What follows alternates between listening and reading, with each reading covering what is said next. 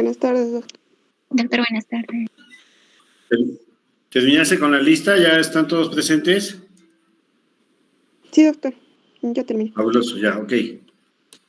Arrancamos.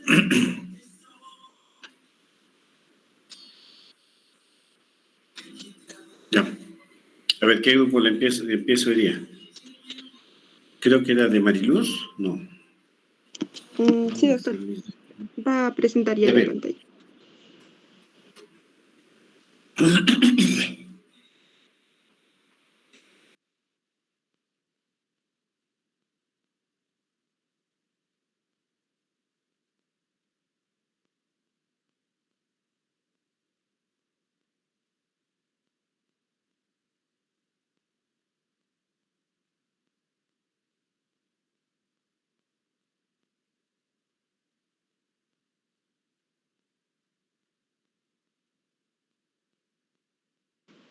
Buenas tardes, doctor. Buenas tardes, compañeros todos. A continuación vamos a presentar la historia de la cirugía plástica y semiología de la piel. Quien le habla es Sánchez Benítez Mariluz. Vamos a comenzar. Siguiente, por favor. Para comenzar, vamos a hablar sobre la historia de la cirugía plástica. Vamos a ver que los orígenes de la cirugía plástica puede remontarse hasta el segundo milenio antes de Cristo, y las evidencias de este origen van a estar presentes en los papiros de Eber, como vemos en la parte inferior de la imagen, y los papiros de Smith. En los papiros de Evers, que está datado hace 1500 años antes de Cristo, el objetivo de aquellas primeras intervenciones que nos muestra en estos papiros era de corregir el aspecto de las heridas, producidas por la naturaleza o por otros hombres. En los papiros de Smith, es un tratado en sí de cirugía, siendo el papiro más antiguo que se conoce de la medicina, que vamos a encontrar en Egipto. Ahora vamos a ver que la cirugía plástica va a tener una etiología. La cirugía viene de cirugurbiki, que significa cirugía, mano u obra, y plástica, de plásticos, que significa moldear y dar forma. Estos términos fueron dados en 1798 por el cirujano Pierre-Joseph Dassault, empleado por primera vez el término de plastic. En 1818 por Berlín, ¿no? Carl Ferdinand von Graeff, que lo incorpora en su monografía Rhinoplastic, ¿no? La palabra plastic. En 1838, dado por Edward Sayce, que popularizó el término plastic en su tratado de Edinburgh, Der Plastic Chirurgy. Siguiente, por favor. Ya, para comenzar con la historia, vamos a comenzar desde los primeros reinos de la India. Aquí vamos a ver que hay referencia hacia la cirugía plástica en los primeros reinos, ¿no?, de la India, documentado en el Tratado de Medicina Tradicional llamado el Sushruta Samhita. Este tratado, escrito por Sushruta, nos refiere que en aquella época se acostumbraba a amputar la nariz y las orejas como castigo de ciertos delitos. Este delito refiere que es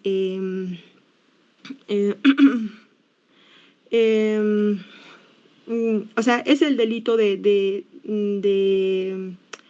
o el castigo hacia el engaño, ¿no?, de su pareja. Entonces, lo que hacían ellos era amputar la nariz y las orejas. Bueno, lo que dice Sushruta es que se documentan las primeras intervenciones quirúrgicas realizadas, ¿no?, como la rinoplastía y la queiloplastía. También aquí vamos a ver otros dos libros, que es el Rig Veda y el Athara Veda, que datan de 1500 años antes de Cristo, que describen también las reconstrucciones nasales mediante colgajos tomados de la mejilla y de la frente. Vamos a ver que el arte de la rinoplastía mediante el colgajo frontal era realizado por familias, ¿no?, en especial los alfareros, y esta técnica se transmitía de padres a hijos, de esta forma manteniendo de forma más rigurosa el secreto. Siguiente, por favor. Ya. Aquí les voy a explicar lo que menciona Sushruta en el tratado de Sushruta Samhita, cómo hacían la rinoplastia en aquella época. Ellos menciona que el médico, ¿no?, en aquella época tomaba una hoja de una planta que sea del tamaño más o menos de la parte destruida de la nariz, se colocaba sobre la frente o la mejilla para cortar un pedazo de piel de igual dimensión. Entonces, de tal manera que la piel permanezca unida por uno de los extremos y lo reconstruía de esta forma en la nariz, ¿no? Se cosían los bordes y luego se colocaban 2 tubos delgados donde iban como, o sea, estos tubos eran para que el paciente pueda respirar, ¿no? Eran las ventanas de la nariz para facilitar la respiración y mantener la forma de la piel aplicada. Vemos aquí, no sé si ven en la imagen inferior, ¿no?, cómo toma una hoja, podría decirse calca encima de la piel de la frente. Entonces se cortaba esa forma de esa hoja, se ponía encima de la nariz, ¿no?, de la nariz amputada. Pero aquí lo curioso es que tenía, o sea, no toda la piel era cortada, sino que estaba pegada en el vértice de la hoja. Vemos también en la imagen superior cómo se cortaba de la piel de la frente y se ponía en la nariz, ¿no? Esa era la rinoplastia en los tiempos de los reinos de la India. Bueno, en esta época también se describen otras reconstrucciones como el labio o las orejas, igual método que la rinoplastia, pero utilizaban la piel de la mejilla. Siguiente, por favor. Ahora vamos a llegar a la Roma antigua. Posiblemente las técnicas descritas en los tratados de India llegaron a ser conocidas en la Roma antigua. El representante aquí es Celso Cornelio, que describe en su recopilación de cirugía los procedimientos para la reconstrucción nasal. Entonces Celso recogió las traducciones y los conocimientos transmitidos por los hindúes, árabes y egipcios a la civilización griega y luego a la latina. Donde recopila toda esta información se va a llamar el De Re Medica, ¿no? El De Re Medica es el tratado donde está toda la información, ¿no?, recopilada de todas las técnicas quirúrgicas, tanto de rinoplastia como keiloplastia, de los hindúes, ¿no? Aquí describe una gran cantidad de técnicas y procedimientos, todos ellos aplicables a la cirugía plástica. Describe por primera vez con detalle el uso de injertos y colgajos. Habla también en este tratado el colgajo bipediculado por deslizamiento, la corrección de sindactilias, los tumores del labio y la atosis palpebral. Vamos a ver que este tratado, ¿no?, nos habla de 25 años antes de Cristo.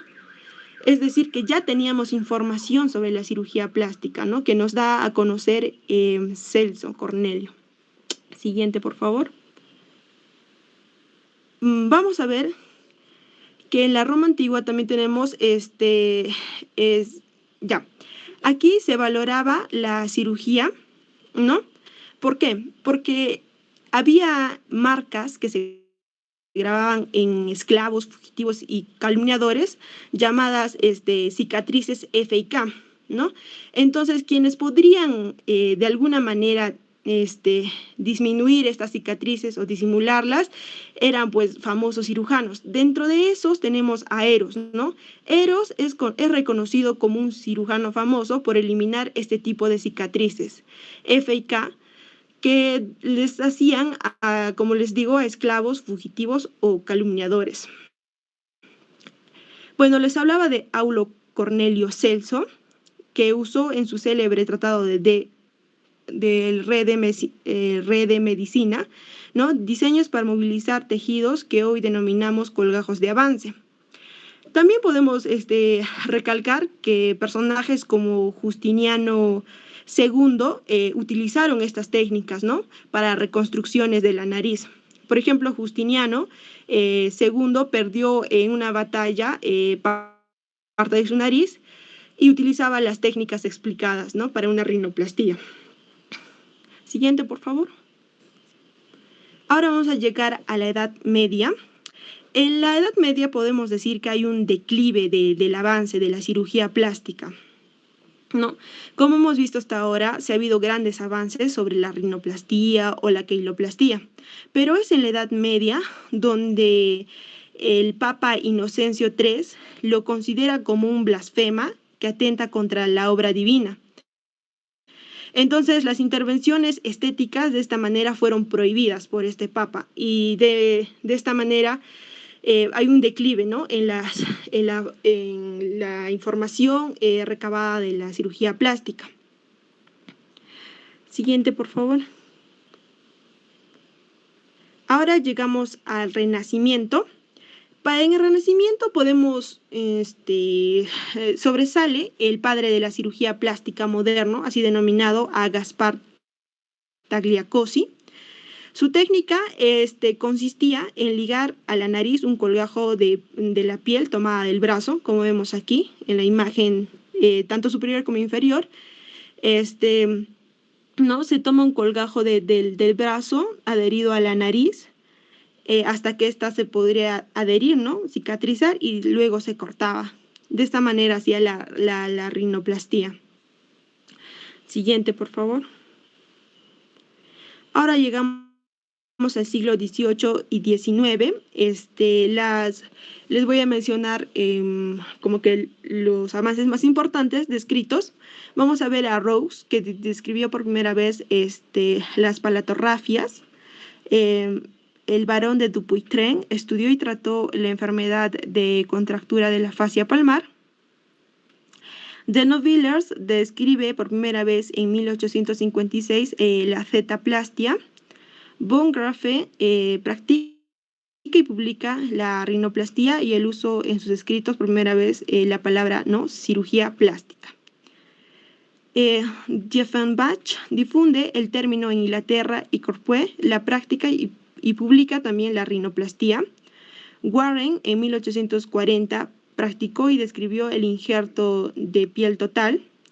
Hamilton realizó los primeros colgajos cruzados de pierna. Mulder realizó un colgajo de deltoides para corregir un defecto cervical. Reverdin en 1869 describe el injerto de piel en arches, llamándolo en su nombre trasplante libre de piel, ¿no?, en trocitos. Ahora, ¿cómo llega o cuál es el año en el que llegan los informes de cirugía plástica en Latinoamérica? Es en el año 1918 donde se inicia las publicaciones latinoamericanas de la cirugía plástica de la revista de la Sociedad de Medicina del Río de Janeiro, ¿no? El primer artículo, denominado Defectos congénitos múltiples, de Francisco Moncorfiljo,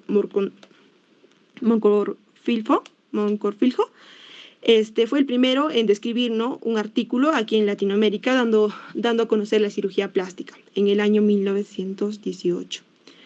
Siguiente, por favor. Bueno, lo que les expliqué es la historia de la cirugía plástica. Vamos a comenzar con la semiología de la piel. Siguiente. Ya. Para comenzar con la con la semiología de la piel, voy a dar a conocer aspectos generales, ¿no?, a conocer de la piel. Por ejemplo, la piel es el órgano de mayor tamaño del organismo, su superficie de alrededor de 2 metros cuadrados, el peso de 4 kilogramos, espesor promedio de 2.2 milímetros. Vamos a ver que en el párpado y prepucio tiene un espesor de 0,7 a 1 milímetro. La espalda, la planta y las manos son más gruesas, ¿no? Tiene un espesor de 3 milímetros. La piel está conformada por faneras, ¿no?, que van a ser anexos cutáneos, como son los pelos, las uñas, las glándulas sebáceas y sudoríparas. Los componentes químicos de la piel, agua y electrolitos, vamos a ver que tiene de 60 a 70% de sodio, potasio, calcio y magnesio. Otros minerales que encontramos en la piel van a ser fósforo, plomo, zinc y hierro. Las proteínas que conforman la piel, aminoácidos, la metionina, cistina y colágeno. Los lípidos, obviamente intracelulares, los carbohidratos, la glucosa y glucógeno, y también va a contener enzimas y vitaminas, ¿no? Sobre todo la vitamina A, B y el ácido nicotínico. Siguiente, por favor. Ya. Ahora vamos a comenzar con la embriología de la piel. Vamos a ver que cuando el espermatozoide y el óvulo se unen, van a formar el cigoto, ¿no? Como sabemos, el cigoto va con la multiplicación de las células, va a formarse la mórula, la blástula y la gástrula. Lo que estamos viendo aquí en esta imagen es la gástrula. La gástrula se va a formar en la parte amarilla, como vemos. La parte interna se va a llamar, como lo denomino interna, endodermo. La parte externa, que se ve de color rosa, es el ectodermo, y las células del medio, ¿no? Se va a denominar el mesodermo. Ahora, a partir de estos estratos germinales se van a formar todo, pero nosotros nos vamos a referir más a la piel. Vamos a ver que la epidermis específicamente se va a formar a partir del ectodermo y la dermis del mesodermo. Siguiente, por favor. Ya. Ok, entonces vemos que la epidermis, la mucosa y anexos epidérmicos van a proceder del ectodermo, mientras que la dermis y la hipodermis del mesodermo. Aproximadamente en la tercera semana, el embrión está cubierto de una fina membrana unicelular, que a partir de la quinta o sexta semana se divide en dos, ¿no? Una superficial, que se va a llamar el peridermo, y otra profunda, que se va a llamar el estrato germinativo o basal. Entonces, vemos en la primera imagen, como les mencioné, el ectodermo, y en la parte inferior el mesodermo o mesénquima, también denominado. Luego, en la tercera semana, vamos a ver que se divide en el peridermo y la capa basal. Ya. Luego vemos que en el tercer y cuarto mes se van a diferenciar del estrato germinativo o basal las células basales, que al dividirse a lo largo del cuarto y quinto mes van a originar las capas tanto espinosa, granulosa, lúcida y córnea, que acabarán sustituyendo al peridermo, ¿no? La lámina densa de la unión dermoepidérmica se va a observar en el segundo mes y los semidesmosomas en el tercero. Al mismo tiempo que del estrato germinativo surgen las células basales, se pueden observar los dos gérmenes epiteliales. Posteriormente, en la etapa de diferenciación, parten de la epidermis células para formar el canal del pelo y otras, ¿no? Que dan lugar a la vaina epitelial externa y en la porción distal o bulbo piloso. Vamos, siguiente, por favor. Vamos a ver la estructura de la piel en general. Como les mencionaba, se va a formar la epidermis, dermis y la hipodermis. La epidermis va a estar formada por la capa córnea más superficial, el epitelio pigmentario, el estrato germinativo, que a su vez está formado por el estrato espinoso y basal.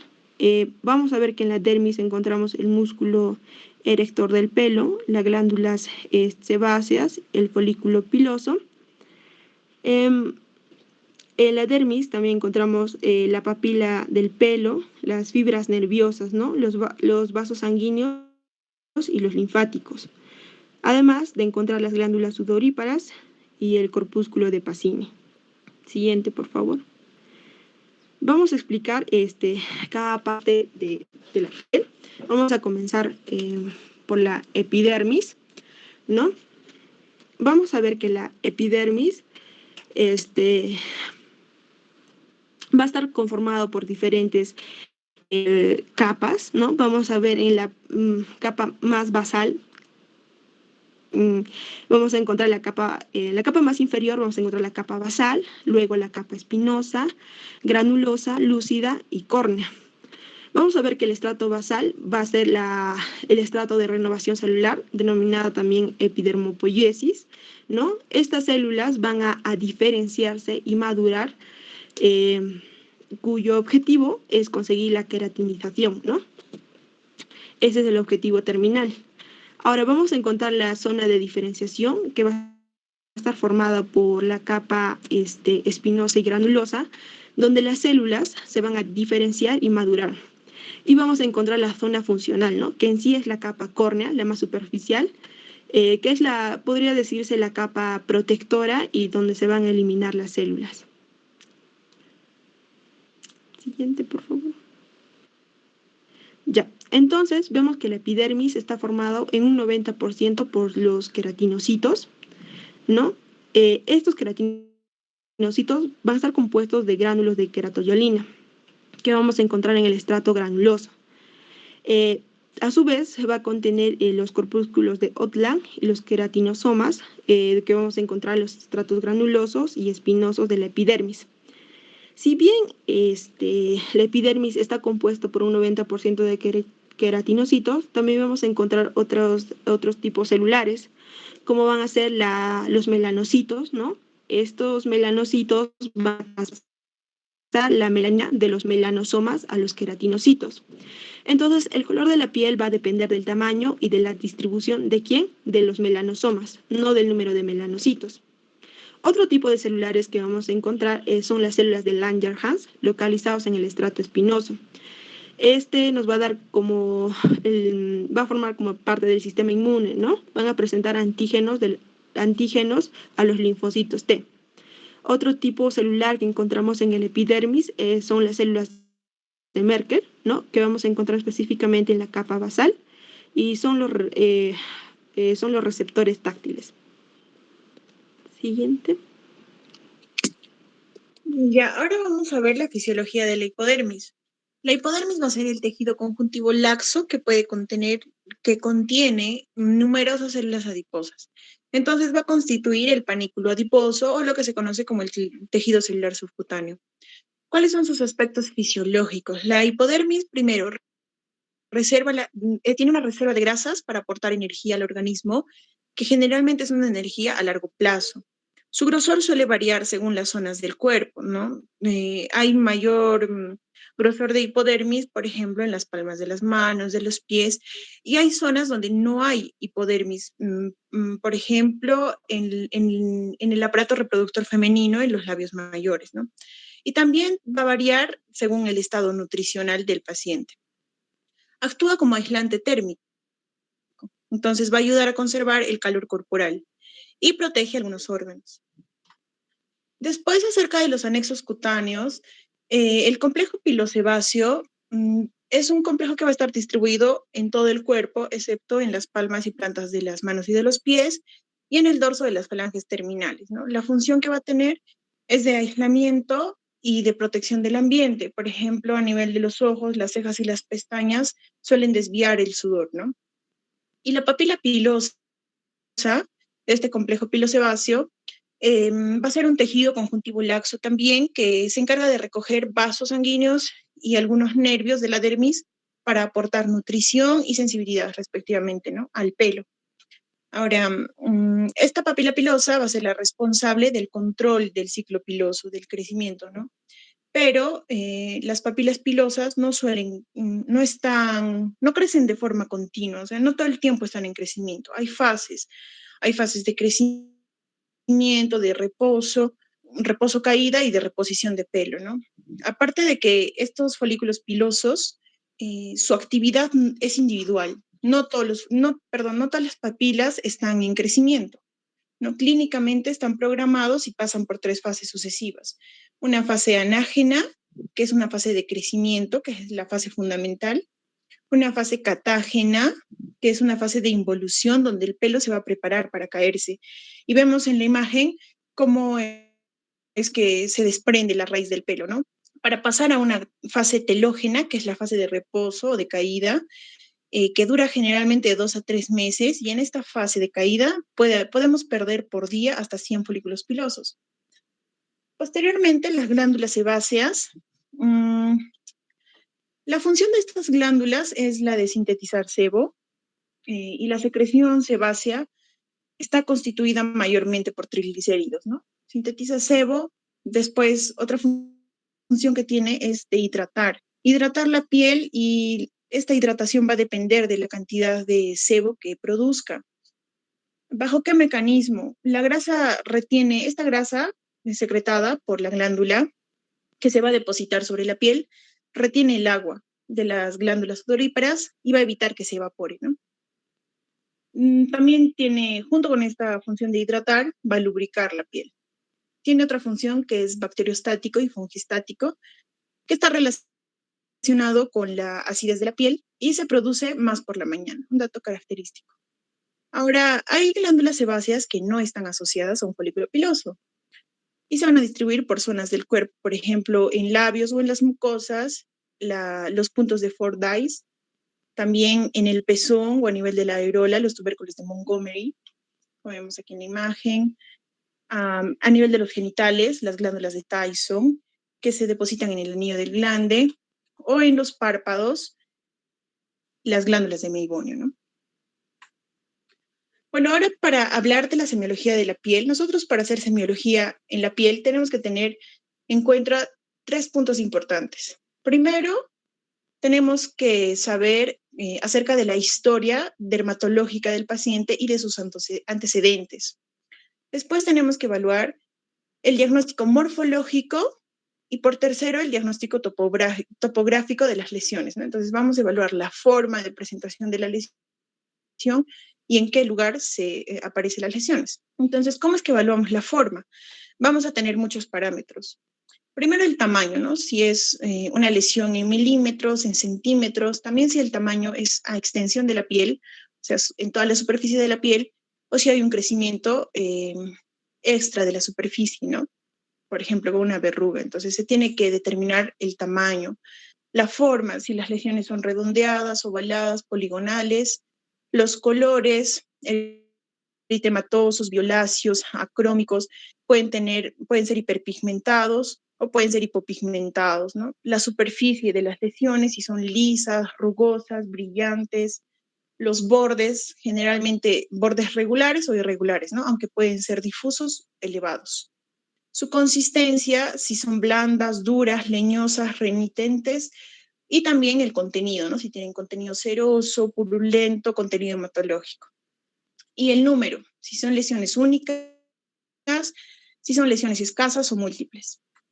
Entonces, para evaluar las lesiones que más se presentan, vamos a ver las lesiones primarias. Primero, la mácula. La mácula solo es un cambio de color en la piel. No hay elevación, no hay depresión, no hay alteración de ninguna capa de la piel. Entonces, no es palpable, pueden estar bien o mal definidas y pueden ser de cualquier tamaño o color. Por otro lado, la pápula va a ser una lesión superficial que va a estar elevada. Esta elevación generalmente puede ser por depósitos metabólicos o por infiltrados celulares, ¿no? Que van a estar localizados, como vemos ahí en la imagen. Pueden estar... la pápula se caracteriza por tener el tamaño menor a 0.5 o algunas bibliografías dicen 1 centímetro, ¿no? O medio centímetro. Son palpables y si son superficiales están bien definidas o si es una pápula cutánea profunda puede estar mal definida. Y puede adoptar muchas formas. Forma de cúpula, una forma cónica, una forma aplanada. Ahora, si esta pápula presenta múltiples elevaciones pequeñas, se considera vegetación, ¿no? Que pasa a ser una lesión secundaria. Y si esta pápula confluye, muchas pápulas confluyen, se va a convertir en una placa, que es una lesión primaria. Y esta placa es una elevación, como vemos en la imagen, en meseta, que va a ocupar áreas un poco más amplias, un poco más grandes. Generalmente están bien definidas y otra lesión es el nódulo. El nódulo o un nudo pequeño que son palpables, sólidos, y lo característico también es el tamaño, ¿no? Tienen que ser mayor a 1 centímetro. Pueden ser sólidas, redondeadas, elipsoides, obviamente es más grande que la pápula, y en este caso el nódulo puede afectar a la epidermis, a la dermis o al tejido subcutáneo.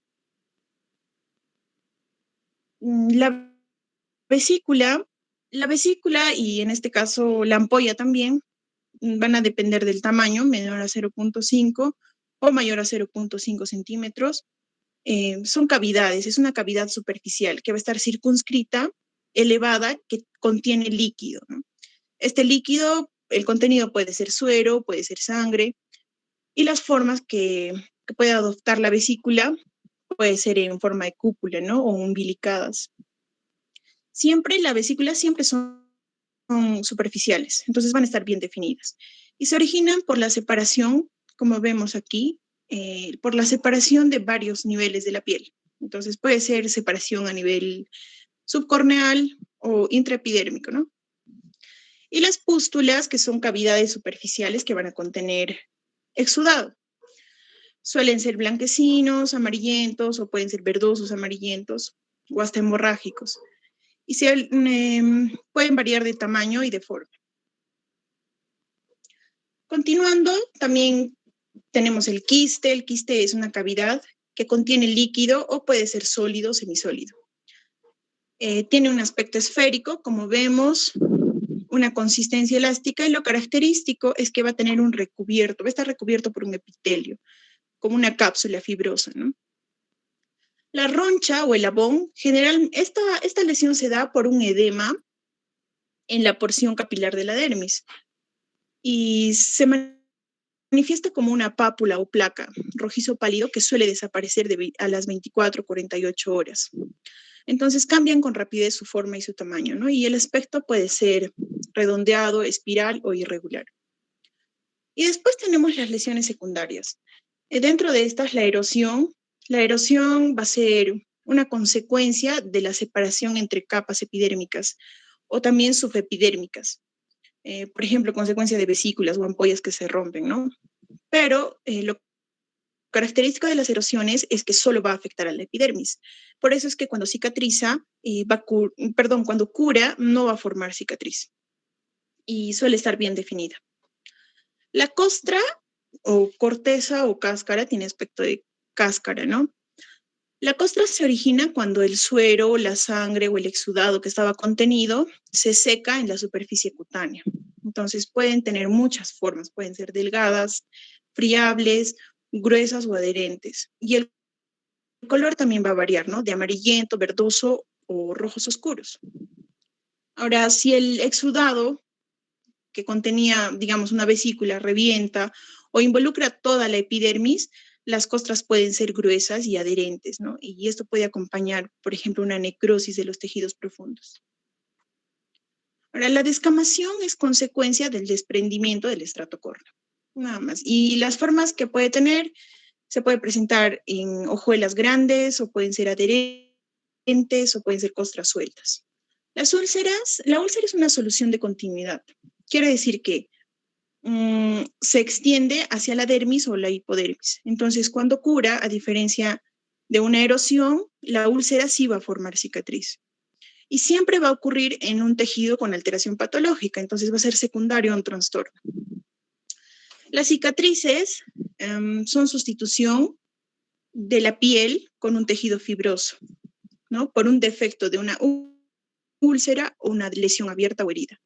Entonces pueden ser hipertróficas y duras, o pueden ser atróficas y blandas, y cuando son atróficas puede haber adelgazamiento o pérdida de los tejidos de la piel. Entonces, esta atrofia, la cicatriz puede ser atrófica, y esta atrofia que vemos aquí es la disminución de algunas o de todas las capas de la piel. Si es a nivel de la epidermis, va a haber un adelgazamiento de la epidermis, ¿no? Va a parecer transparente, con una pérdida de la textura cutánea, ¿no? El plegamiento de la piel. Pero si es una atrofia dérmica, va a haber pérdida del tejido conjuntivo de la dermis, y lo que vamos a ver son lesiones deprimidas. Bueno, continuando, como les mencionaba, aparte de la forma de las lesiones, tenemos que ver el diagnóstico topográfico, o sea, en qué regiones se presenta la lesión. Pueden ser lesiones localizadas, que solo va a abarcar un segmento del cuerpo, lesiones diseminadas, que va a contener 2 o más segmentos, y generalizadas, mayor al 90% de superficie corporal. Existe la regla de Wallace, que está relacionado con esto del diagnóstico topográfico, ¿no? Que generalmente se usa más para lo que son quemaduras. Esta regla de Wallace se utiliza para calcular la extensión cutánea de la lesión. ¿Y en qué consiste? En establecer, por ejemplo, la región de la cabeza. Aquí vemos el cuadro con los porcentajes que vamos a establecer de extensión de piel. A nivel de la cabeza se debe usar se le considera la regla del 9, porque se usa el 9% en la región de la cara, y a otras regiones más amplias se puede usar un múltiplo de 9, ¿no? Por ejemplo, 18. Entonces, le damos una extensión de 9%, digamos, a la cara o a la cabeza, y evaluamos una equidad, por ejemplo, en el brazo, una extensión del miembro superior, que puede ser equivalente a una extensión de piel de la cabeza, y a nivel del tronco puede ser el doble, ¿no? El 18% de estas extensiones. Entonces, en la cabeza y cuello es 9%, en el tronco anterior 18%, en el tronco posterior también 18%. Las extremidades superiores también el doble que las extremidades, las extremidades inferiores van a ser el doble de las extremidades superiores. Entonces 18% también. Y la zona genital 1%. Esta regla se establece para calcular más o menos, como les comento, en los quemados mayormente se usa, cuánto ha abarcado la lesión en la piel, ¿no? Algo importante es que esta regla de Wallace no se debe usar en niños porque los niños tienen una superficie craneal un poco mayor y además que sus extremidades inferiores son más cortos, ¿no? Después tenemos que ver el diagnóstico de la disposición de las lesiones. Las lesiones se pueden disponer de forma lineal o en banda, pueden ser redondas, ovales o como monedas, anulares como anillos, numulares, serpiginosas, reticulares, en forma de redes, policíclicas, en diana o tiro al blanco, que tiene que tener un punto rojo, un punto eritematoso, tiene que estar rodeado de un halo pálido, y este halo pálido rodeado nuevamente de un anillo eritematoso, ¿no? Punto en diana o tiro al blanco. Acá tenemos otra clasificación, los lineales también pueden ser confluentes, separados o sosteniforme. Los arciformes también pueden ser arqueados, anulares, policíclicos, serpinginosos, circulares en gotas o circulares numulares y agrupadas, ¿no? Herpetiforme en racimos o acminadas, corimbiformes o moniliformes. También tenemos que considerar el diagnóstico de evolución, el tiempo en que la lesión está presente. Vamos a hablar de una lesión aguda, si es menor a las 4 semanas, una lesión subaguda entre las 4 y 6 semanas, y una lesión crónica a partir de las 6 semanas. Después también es importante saber sobre las líneas de tensión y resistencia de la piel. Hay varias líneas que vamos a describir y vamos a ver la importancia que tienen, ¿no?, en el curso. Primero, las líneas de Langer. Estas fueron descritas por Karl Langer, y Karl Langer era un profesor de anatomía. Y él describió en 5 artículos estas líneas de tensión. En su 5º artículo habló sobre las propiedades físicas y mecánicas de la piel y describe la existencia de una red de tejido de sostén ubicada bajo la superficie cutánea, como vemos en la imagen. Entonces, estas líneas son importantes en la cirugía, especialmente en la dermatológica, ¿no?, porque van a estar relacionadas con el aspecto final de la cicatriz. Y las líneas de Langer van a ser las más empleadas y conocidas. Por ejemplo, en la cara se presentan estas líneas y se les menciona como líneas de tensión en relajo. Es importante tratar, ¿por qué es importante las líneas de Langer? Porque es importante tratar de orientar las cicatrices en el sentido de estas líneas para obtener cicatrices de mejor calidad posible, ¿no?, como vemos aquí. Entonces, sirven para muchas guías de cirugía como un punto de referencia para las cicatrices. También tenemos las líneas de Blaschko. Estas han sido descritas por Alfred Blaschko y representan las vías de migración de las células embrionarias en la piel. Entonces, obviamente no se ven, ¿no? No podemos ver estas líneas, solo que algunas patologías toman estas líneas para sus manifestaciones en la piel. Es un patrón clásico de distribución de los llamados mosaicos cutáneos. Entonces, en la zona del abdomen va a dibujar una forma de S, como vemos, y en la zona de la espalda, una zona de V. Ahora, es importante diferenciar que estas líneas no son los dermatomas, no coincide con los dermatomas, porque los dermatomas van a corresponder a segmentos de piel que están delimitados por inervaciones sensoriales, ¿no? Que no es lo que pasa con estas líneas. Como les digo, estas líneas solo se presentan porque son las vías de migración de las células embrionarias. Posteriormente, las líneas de Grace, estas representan la dirección en la que se arruga la piel cuando los músculos se contraen. Entonces, muchos cirujanos van a preferir usar estas líneas para las incisiones faciales y para las incisiones de frente o extremidades o de mama van a usar las Langer. Y la diferencia vemos aquí, ¿no? Entre las líneas de Langer y las de Grace, la distribución de las líneas, tanto ventrales como dorsales. Después tenemos las líneas de Borges. Estas representan las líneas de tensión en la piel relajada. Se va a distorsionar en pacientes cadavéricos que tienen las extremidades extendidas, ¿no? Borges, cuando estudió estas líneas, defendió más las líneas de Grace, las anteriores, que les mencionaba, frente a las primeras, a las líneas de Langer, ¿no? Acá vemos en la imagen una diferencia entre las líneas de Borges, que son estas, y acá una diferencia, una comparación entre las líneas de Borges con las de Langer, y aquí, en este lado, una comparación de las líneas de Borges con las líneas de Grace. Entonces es muy importante, como vemos, saber la distribución de estas líneas, ¿no? Porque muchas guías van a optar por tomar de referencia estas líneas para procesos quirúrgicos. Eso sería todo. Muchas gracias. Muy bien.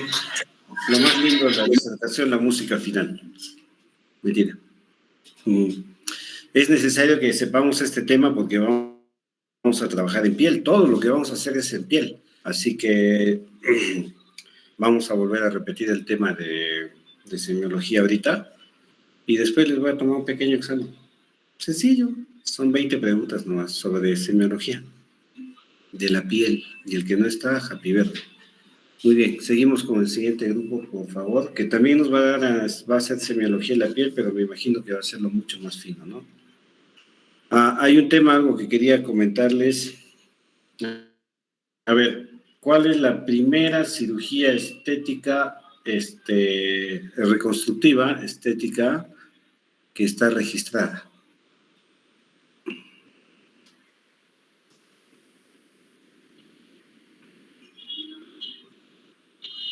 De la fisura palatina, doctor. No, eso, la fisura palatina ya viene de años posteriores, mucho más de los 1800.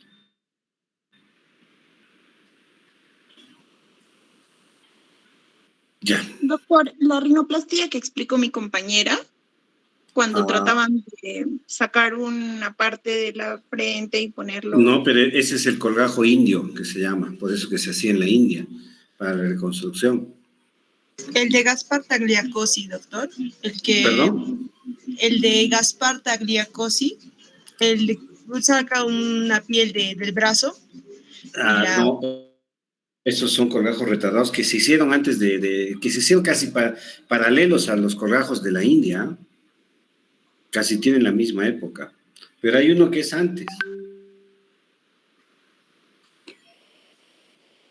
¿La reconstrucción de labios, doctor? No. Está descrito en un libro famosísimo. A ver, ¿cuál? Cuando fueron a recoger, cuando fueron a llevar a Jesús para llevarlo preso, ¿quién se puso entre medio de todos y agarró una espada? ¿Y qué hizo? Regeneró la oreja, doctor. ¿Perdón? Cuando Jesús regeneró la oreja del soldado. Así es. ¿Y quién se la hizo? ¿Quién sacó esa oreja? Pedro. Ya, Pedro, muy bien. ¿Y quién la puso? Jesús. ¿Quién la volvió a poner? Jesús, doctor. Jesús. Así que está redactado. Para que vean, o sea, que esto viene desde muchos años atrás y ahí también, si podemos algún detalle, encontramos que sí. Pero bueno, así preguntas de ese tipo les voy a hacer ahora en vuestro examen. Así que atiendan al siguiente grupo que va a hablar de semiología. ¿Ya? Listo, seguimos, por favor. Yo estoy acá, no se olviden. Pasen, vamos. Se nos va a hacer tarde, chicos, no van a poder llegar al examen. Doctor, disculpe, el segundo grupo, la delegada lo puso en el esquema de la lista el 31 de agosto, que es el próximo miércoles, y también es el tema semiología de la piel. El 31 de agosto, que es el día... Miércoles. El martes. Miércoles, doctor, la siguiente clase. Es que los miércoles son días de miércoles. Nosotros tenemos el día martes. Ya, entonces, chispas, entonces, ¿cómo le voy a tomar su examen ahora? A su madre. Es que sí lo puso en el cronograma, doctor. Yo había pensado que estaban ahora. Bueno, entonces vamos a hacer un pequeño conversatorio. ¡Qué más bonito! Eso me gusta.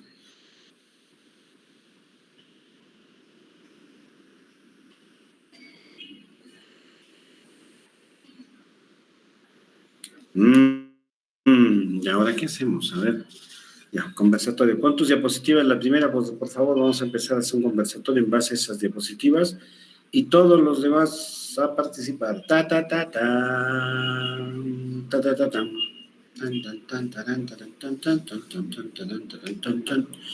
Milagros Catherine Chaico Graneros.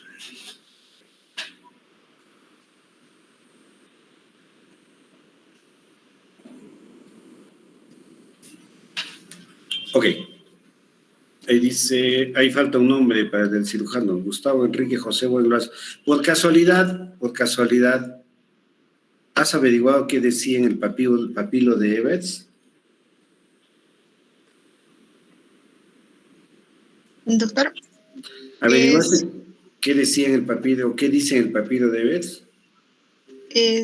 bueno, dice, lo que entendí es que habla sobre las primeras intervenciones, pero eran sobre corregir los aspectos de las heridas, no en sí una rinoplastía o una queiloplastía, sino heridas, doctor, producidas tanto por la naturaleza como por los hombres, eso menciona, y que es 1500 años antes de Cristo, ¿no? Pero puedes darnos más detalles de ese papilo de Evers.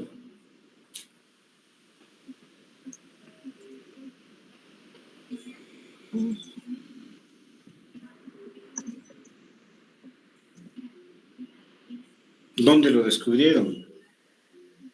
Egipto, doctor. Lo han descubierto junto a una momia.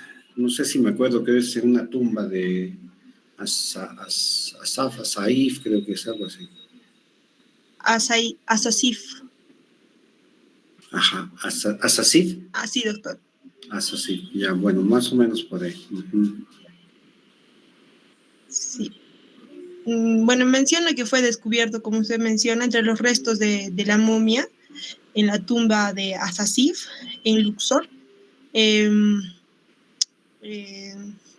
por el alemán George Evers, por eso son los papiros de Evers. Y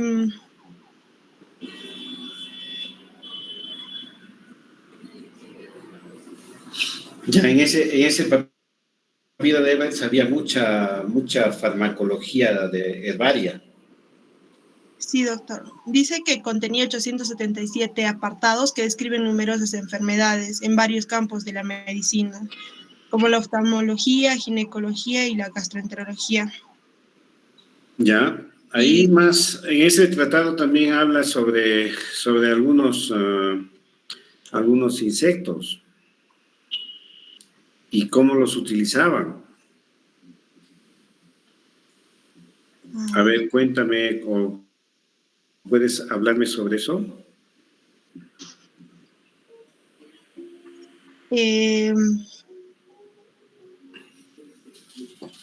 ¿Cómo es que se utilizaban las hormigas? Ajá. Bueno, leí por ahí que utilizaban las hormigas negras, no me acuerdo su nombre, que las utilizaban para las cirugías. O sea, no se podía, o sea, para las cirugías, creo que intestinales, doctor, no estoy muy segura, se utilizaban sus colmillitos para unir las suturas, o sea, era como suturas, ¿no? Se unían las aberturas con sus colmillos y tenía un líquido que era como una asepsia más, o sea, aparte de utilizarlas como para unir las inserciones, las inserciones de, digamos, de una cirugía, también tenía también lo utilizaban como asepsia, ¿no? Un líquido que ¿Y producía cómo se estas. llama ese líquido? ¿Quién sabe?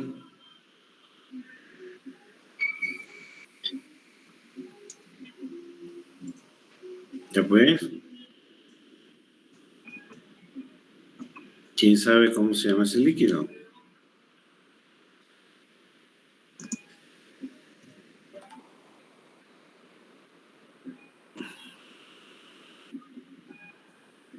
Hola. Hola. Sí, está.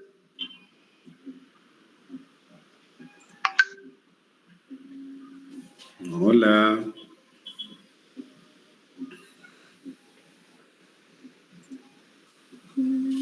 Hola. No hay nadie presente. Sí se le escucha, doctor. Hola, ¿me escuchan ahora?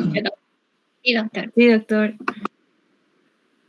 Ya. Entonces, ¿cómo se llama el líquido que tienen las hormigas?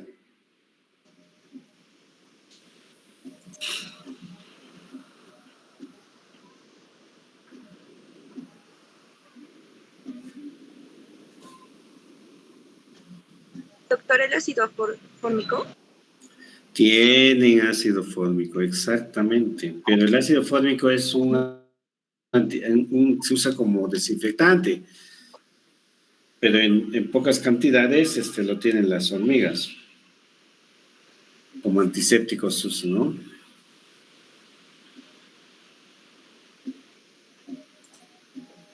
Ya, pero ¿y por qué no nos has hablado de eso?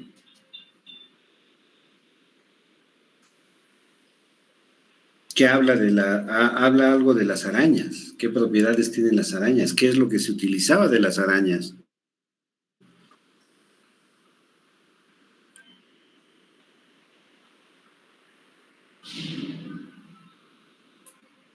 ¿Me están escuchando? No, creo que no.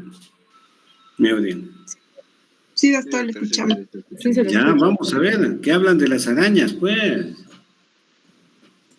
Estamos hablando, los temas de historia, al menos en la cirugía plástica, es muy bonita la historia de la cirugía plástica porque nos permite ir nos hace pensar algunas cosas que no son tradicionales, no son comunes, no son corrientes. ¿Cómo es que se pudo hacer algunas cosas para reconstrucciones? ¿Cómo se imaginó las personas de todo esto, no? Porque ya para la época de Cristo ya se tenía conocimiento de que se podían hacer algunas cosas, ¿no?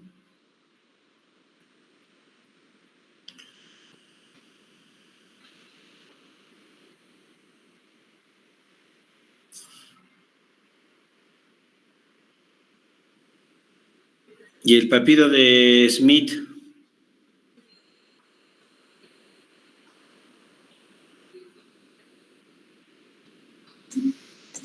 Sí, doctor, ya. Sobre los papiros de Smith, bueno,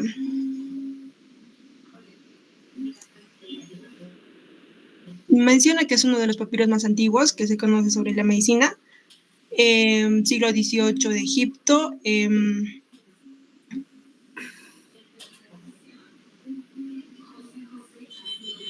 no leas mucho porque si no te vas a atorar.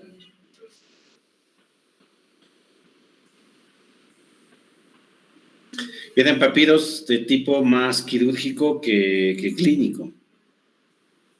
Hablan de corazón, hablan de riñón, de vaso, incluso de vesícula, riñones, uréteres.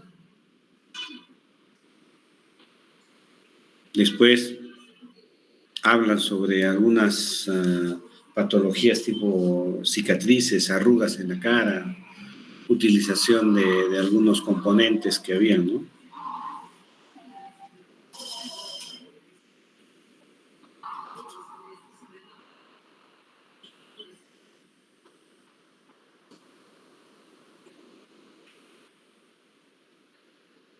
A ver, no hemos entonces revisado qué beneficios tienen lo que se en la misma historia relatan o en épocas después, cómo utilizaban algunos otros insectos, cómo usaban algunas plantas, de dónde viene la utilización de la clara del huevo. ¿Han escuchado, no? En la casa, cuando alguien se cae, ponle la telita al huevo, dice, no, que no la clara, sino la telita, ¿verdad? Por eso el papiro de Smith tiene mucha más trascendencia quirúrgica, un poquito más de estudio anatómico, esas cosas. Ya usaban, hacían herbolaria para cara, se utilizaban para las arrugas, para mejorar. Entonces viene de ahí, viene de ahí.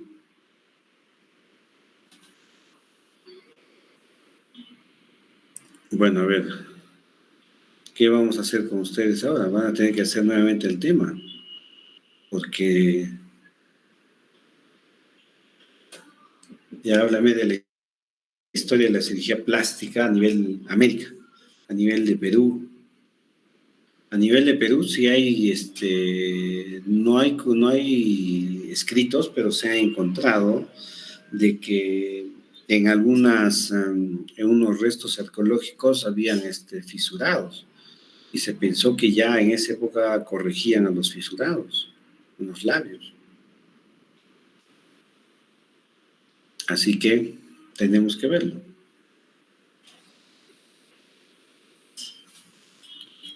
Está bien, doctor. ¿Qué pasa tu siguiente diapositiva? Acá, Surrata Samhita es indio. Surrata Samhita. Él ya describe una técnica del colgajo indio que lleva su nombre, el colgajo indio, un colgajo que se hace en la región frontal para los defectos de la nariz. Ya los describe, los hace, los habla muy, no es muy explícito, pero sí dice cómo se tienen que hacer. Ahí menciona algunas, las hojas que dicen, ¿no? Para rotar, después la forma de cómo hacerlo, cuál es el pedículo, el sostén de ese colgajo, ¿no? Tenemos dos arterias, una que sube por aquí y la otra que está por este otro lado. Entonces, el colgajo indio, ya sea que se haga del lado derecho, va a servir para que el pedículo del lado izquierdo sea el que mantiene, o dependiendo la profundidad del otro lado, ¿no? Y eso se rota y se baja. Se llaman colgajos retardados.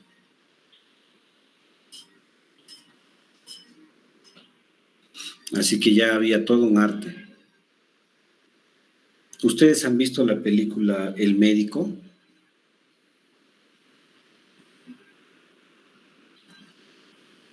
No han visto. Cierto. Lucas, ¿has visto? Sí, la obra ley. No. Ahí ya menciona algunas cosas así, ¿no? Eso. La medicina era pura observación, la medicina era, en esa época se transmitía de esto, venía de los peluqueros. Los peluqueros eran quienes hacían medicina en esa época y transmitían su medicina a su forma de atender a los pacientes a través de generación en generación, ¿no?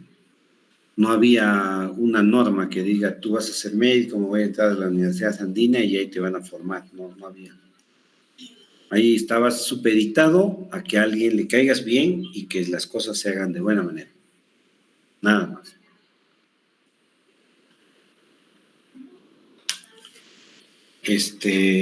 Después de los principios que hace, ya los otros que ya detallan más prolijamente la técnica, ¿no? ¿Y cómo era lo que daban anestesia, sabía o no?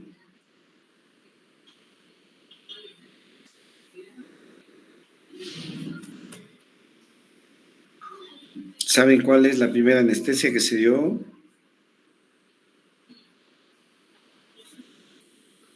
¿Ya han hecho anestesiología?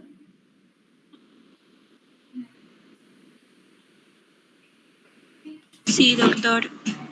¿Cuál es la primera anestesia?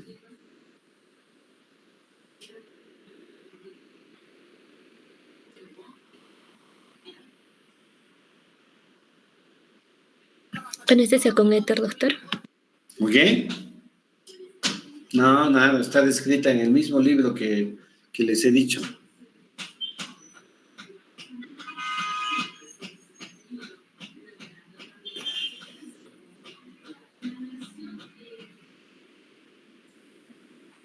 A ver, piénsenlo.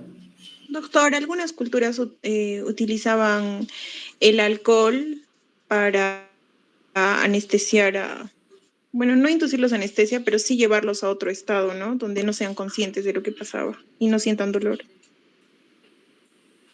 De repente no usaban el alcohol como alcohol, sino algún tipo de macerado, y generalmente esos macerados venían de la papa, de la yuca o alguna hierba de esas que estaba por ahí. Doctor, también Como siento mucho alucinógenos, se ¿no? usaba la coca. La coca en sí se usó como un primer anestésico. Pero coca había en Egipto. ¿Cuál es más antigua? ¿La zona de Egipto o la zona inca?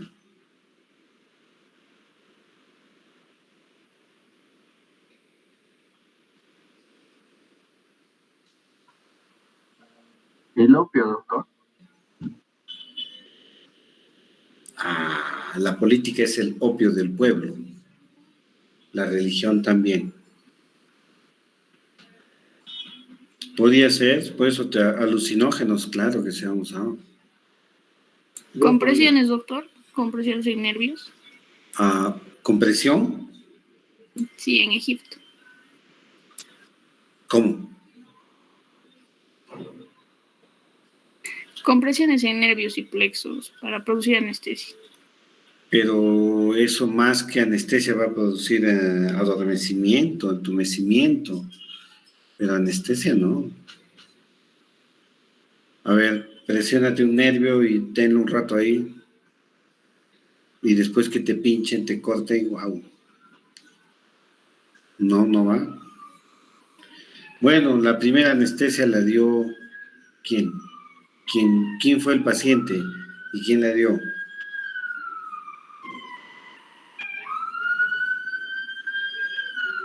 Vamos, muchachos, piensen. Simple lógica. Doctor, el primer paciente de una anestesia con éter fue James Venable. No, el primer paciente fue Adán. Pero claro, a ver, ¿qué dicen las escrituras? Y Dios durmió a Adán, ¿verdad? Y le retiró una costilla. Por eso es que a las chicas se les dice mi costilla, pues. Eso lo sabían, ¿no? Me imagino. ¿O no? Lucas, Juan, ¿no? Sí, doctor, sí lo sé. Dice, pues, ¿con quién está? Está con mi costilla. Pero si es una chica, no, así estoy con mi costilla, ¿no?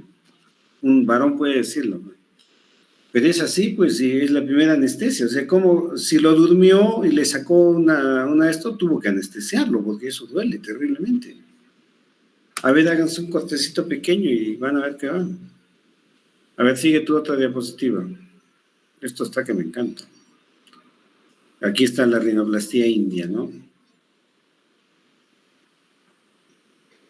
La punta nasal es una de las estructuras que más difíciles se pueden reconstruir, les cuento.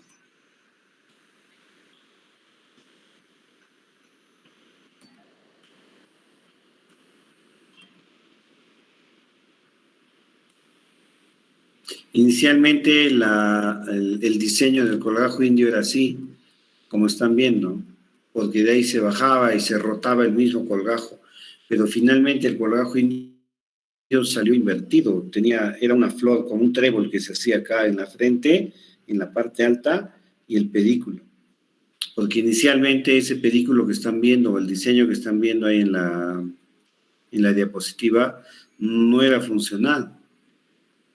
Rotaba mucho y estrangulaba el pedículo. Y después ya se diseñó como un trébol. Y ese trébol y rotaba fácilmente de la parte alta y rotaba hacia abajo, hacia la nariz. Y eso daba la alternativa de dar una buena cobertura incluso para las fosas nasales, ¿no?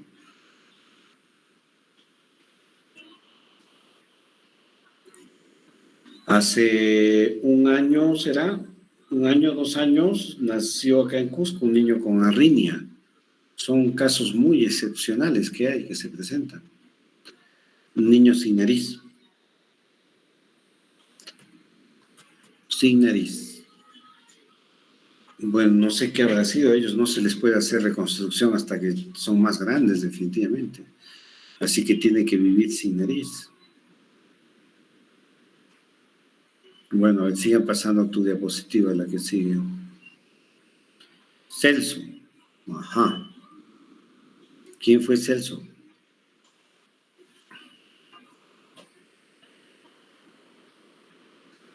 ¿Quién fue Celso?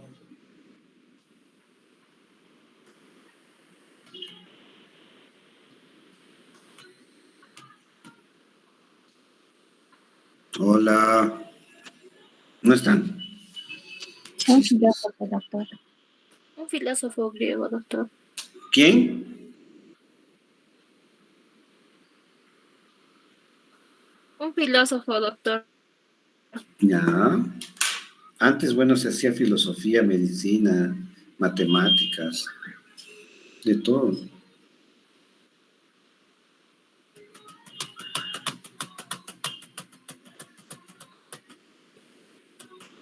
¿Qué más hace? Han estudiado semiología, han hecho semiología. ¿Cuál es la tetrada de Celso?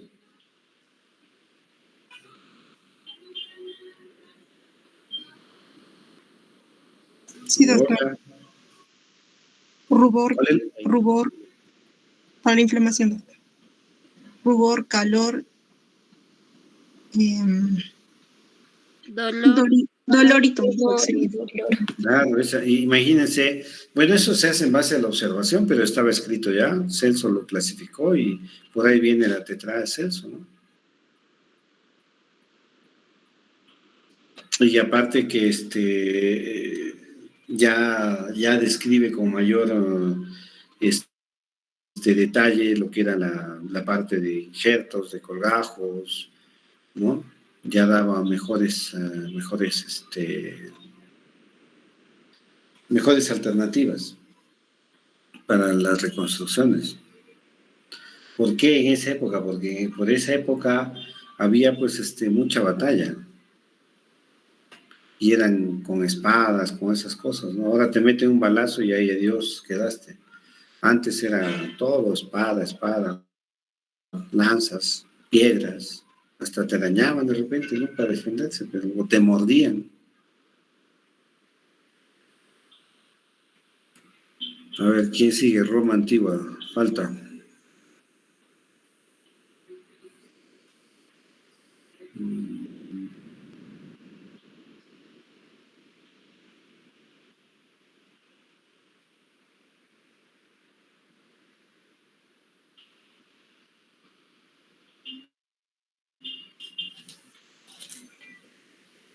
Se estudió también por esas épocas, hay algunos dichos que dicen las lágrimas de cocodrilo, Y se hizo de todo sacaron.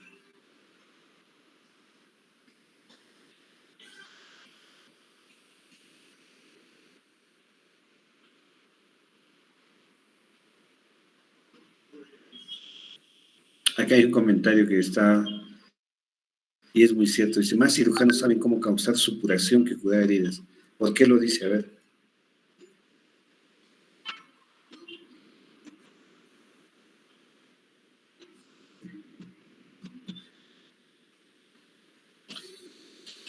Que este amor es...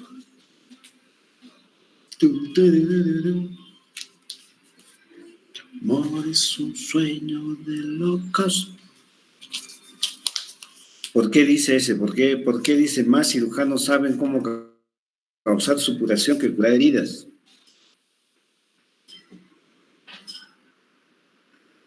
Díganlo a la una. Ya, entonces les voy a mandar el examen, ya chicos, ya, esto ya es el colmo. Todos ustedes están en cualquier lugar, menos están acá. Ya pasa tu otra diapositiva.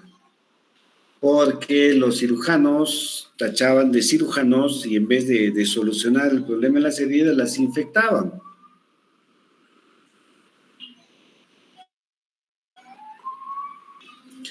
Hasta que llegamos a Gaspar Tagliacozzi, que es básicamente, se lo conoce como el padre de la cirugía plástica, porque él es quien detalla de mejor,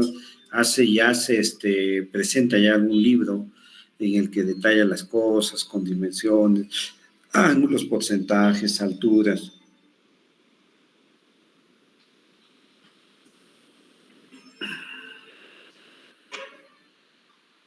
Y acá, ¿por qué han puesto labio leporino? ¿Cuál es el nombre correcto?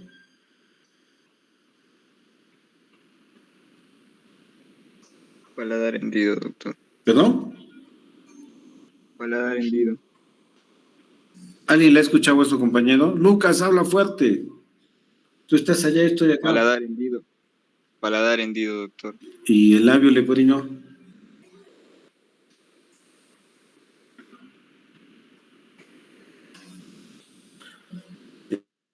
El labio leporino. Labio fisurado.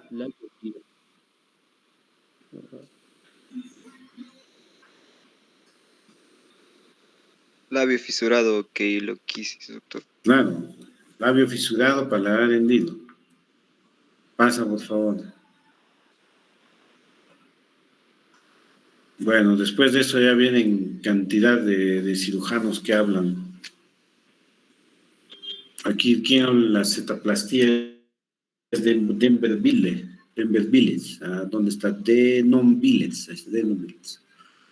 Él hace la cetoplastía, que es un procedimiento extraordinario. Ahora, fíjense en la foto de la izquierda abajo, a la izquierda, el colgajo indio que les decía. Observen que se toma el lado, en este caso el lado izquierdo, con el pedículo del lado derecho. Y miren cómo va hacia la nariz.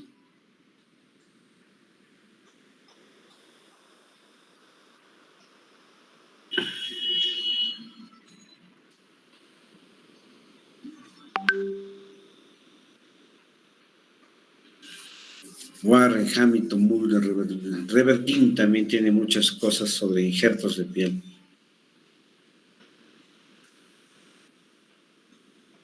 A Hamilton se le debe la parte de los colgajos cruzados en pierna. Son colgajos retardados, pero estos colgajos había que cruzar las piernas del paciente y ajustarlos. Imagínense con sus piernas cruzadas 30 días. Bueno, pero era pues el tiempo, ¿no? No habían colgajos libres.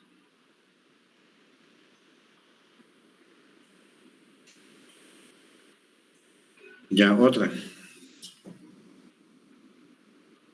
Semiología de la piel, ya, y mueren. ¿Cuánto es la extensión de la piel de un niño de 1 año?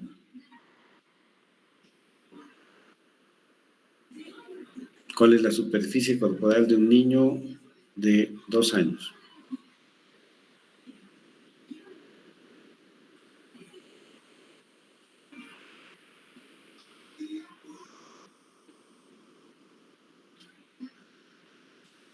Hola. mamá, a la una, y me imagino que el siguiente grupo estará tomando algunas notas sobre esto, ¿no? Ya.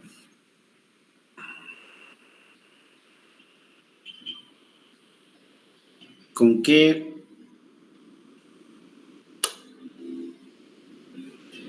piel podemos recuperar la mucosa oral?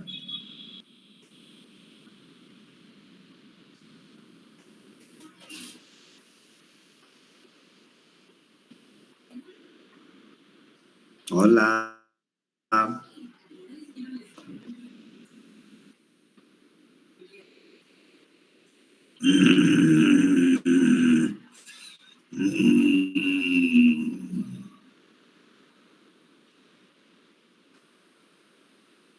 Ya, pasa la piel.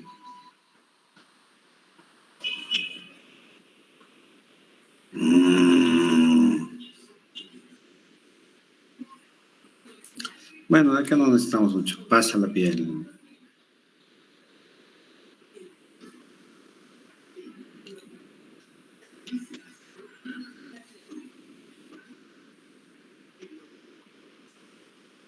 Regresa al anterior, eso está bonito.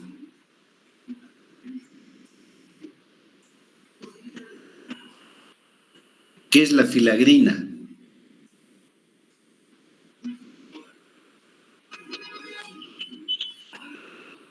Doctor, no se le escuchó bien. ¿Qué es la filagrina?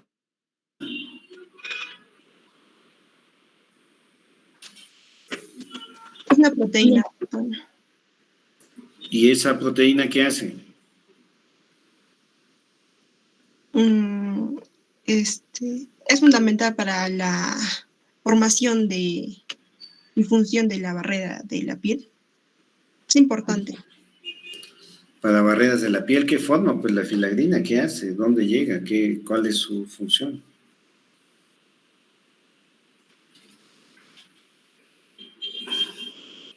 Específicamente, ¿qué es?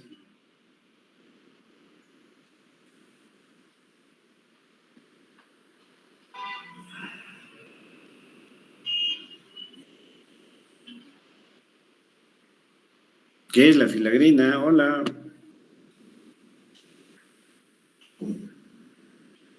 Es una proteína, doctor, intracelular a nivel de las células de la piel.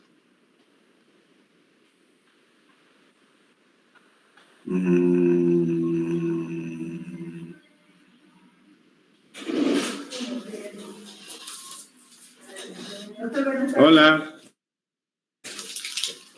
Hola. Deme un ratito. Voy a hablar.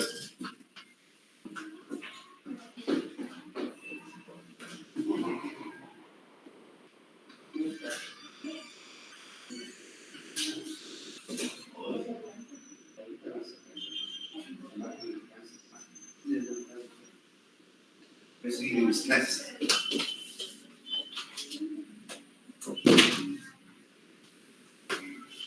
¿Ya encontraron la filagrina? ¿Por lo menos han googleado? Exactamente, ¿qué hace la filagrina?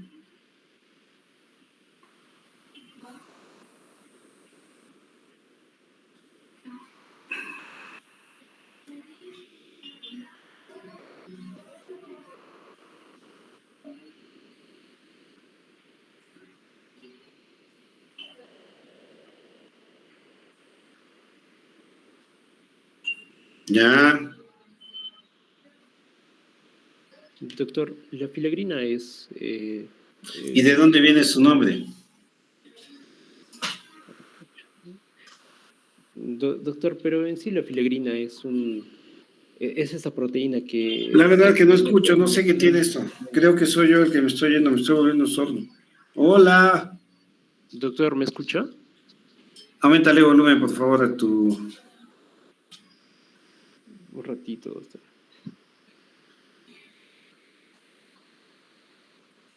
La filagrina, ¿qué es? ¿De dónde viene el término? Viene el término filagrin, que es la unión de varias palabras. Filament aggregating protein. Filagrina. Doctor, ¿la filagrina actúa formando filamentos de queratina o agrupando filamentos de queratina? Claro, eso es lo que hace.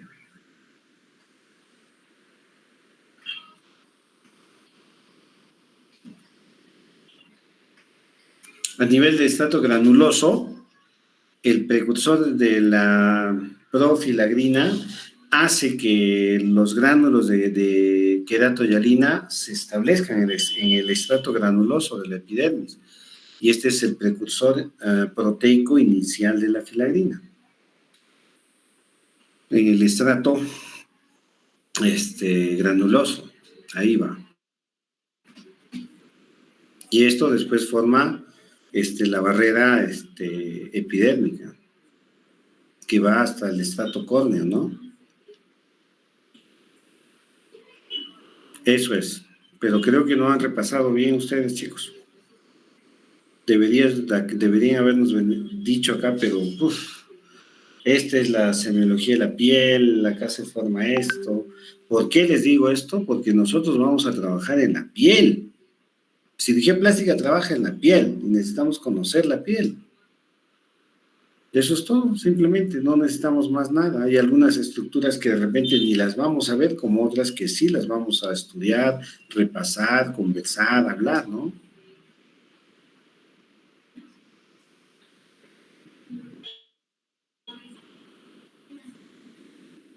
Bueno, entonces van a tener que volver a formar esto ya, o si no, únanse con el siguiente grupo y me estudian, me hace un desmenuzado perfecto de lo que es la semiología de la piel, la histología de la piel. Ok, no hay que solo, sí, tenemos los melanocitos, espera un rato, ¿qué es un melanocito?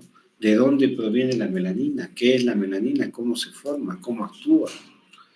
Nos interesa saber por qué, porque alguna cicatriz que tengamos, ¿qué le vas a decir al paciente?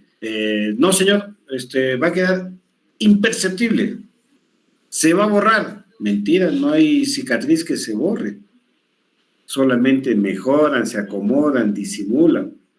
Pero ¿y eso a qué se debe? Justamente se debe a los factores cicatrizales de la piel, que en su momento los compañeros nos lo van a decir.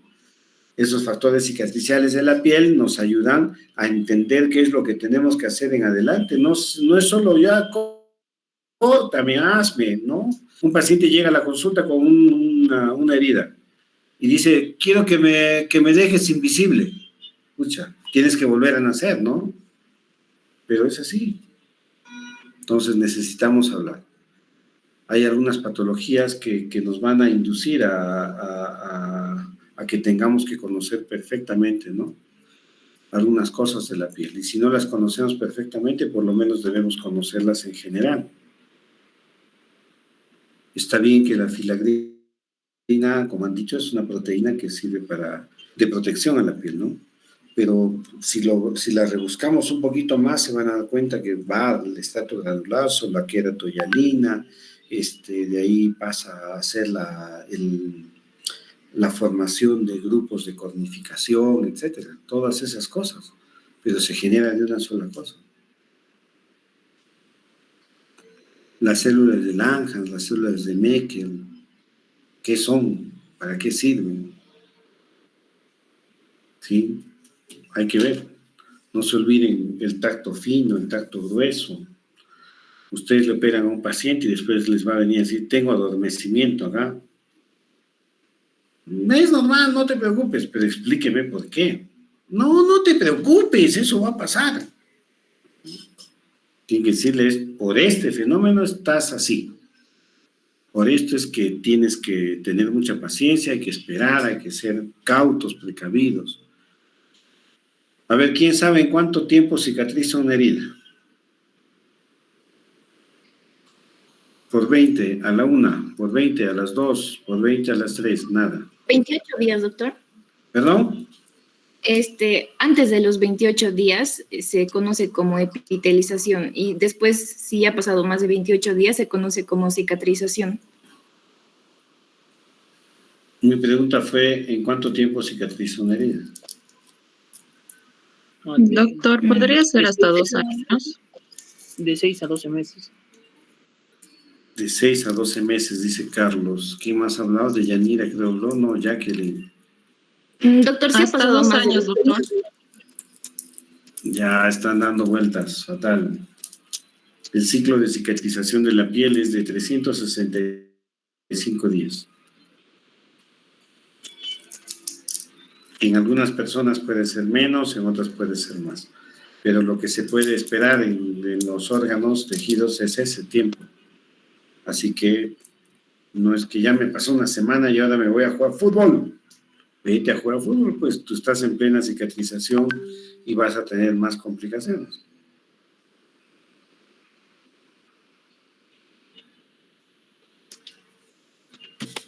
Ya, sigue, pasa a la siguiente diapositiva. Estamos viendo que tenemos muchos huecos acá.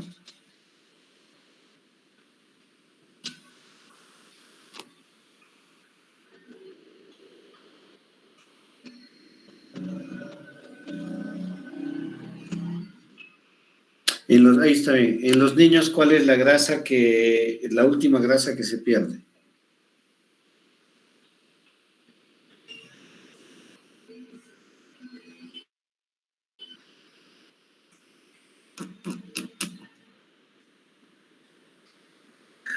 Cuando están en algún problema, estamos hablando de problemas de tipo, de problemas de salud. ¿Cuál es la última grasa que se pierde? La grasa parda, doctor. Grasa parda, doctor. ¿Y dónde está ubicada?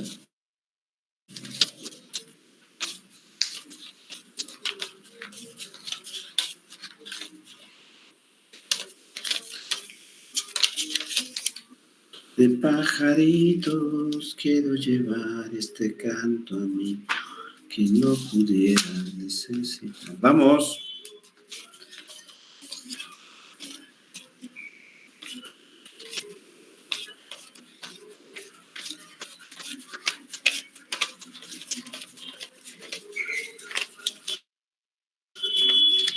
A ver ya, ¿quién va a entrar? Que alguien que ponga su pantalla. ¿Dónde está nuestra delegada? A ver, aparece en tu pantalla, sí, haz una seña. ¿Sabes qué es esto, mucho? Eso es un 0. Y esa va a ser tu nota.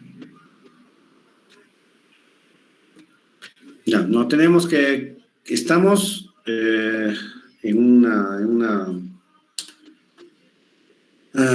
universidad y necesitamos profundizar algunas cosas. No busquemos al detalle, sino demos los parámetros fijos, las cosas, ¿no? Entonces, digamos lo que debe ser. Les hice una pregunta y les dije con qué o de dónde se puede obtener piel para recuperar la mucosa oral.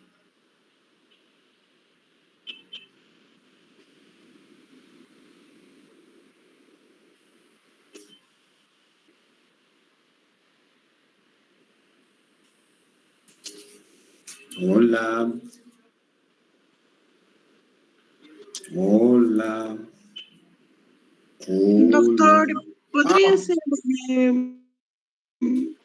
el injerto de la uretra? Ay, pero la uretra pues es una cosita chiquititita. No tiene ni este grosor.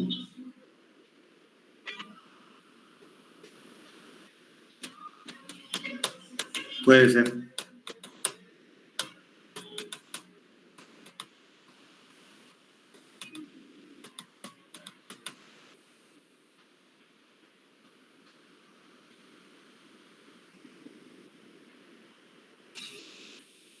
Por 20 a la 1, por 20 a las 2, por 20 a las 3. Nadie. Tejido intestinal, doctor. Tarde, Lucas. ¿Qué has dicho? Tejido intestinal. Naranja, ¿cuándo? El cordón umbilical, doctor. Chispas, pero ¿y cómo sacarías del cordón umbilical si no tiene nada en la boca ese rato? ¿Cómo lo harías? Puede ser, pero no.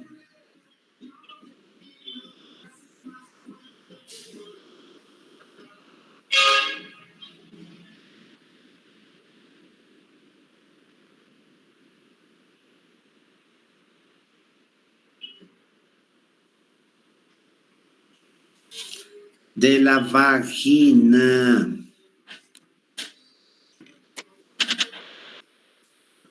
Ya.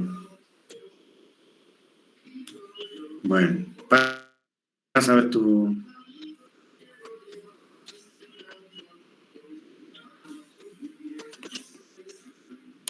Estás presentando lesiones primarias de la piel, no es tu tema, pero bueno, ya lo has presentado.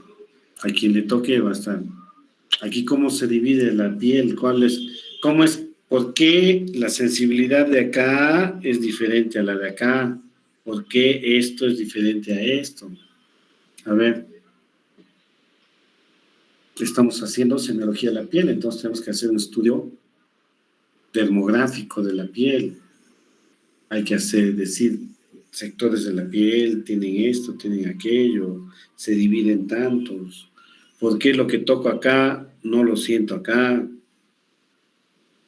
Esa es la semiología de la piel.